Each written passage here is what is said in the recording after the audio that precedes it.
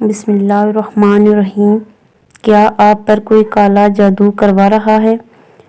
اگر کسی پر کوئی شخص سفلی جادو کراتا رہتا ہو جس سے کاروبار تباہ ہو گیا ہو اور صحت برباد ہو گئی ہو اور ہر قسم کے ڈاکٹری اور حکیمی علاج سے فائدہ نہ ہوتا ہو تو اس کے لیے 5 وقت یعنی ہر نماز کے بعد سورۃ فلق اور سورۃ الناس مکمل 3 بار پڑھ کر اپنے دونوں ہاتھوں کی ہتھیلیوں اور انگلیوں پر دم کر کے دونوں ہاتھ تمام جسم پر پھیر لے۔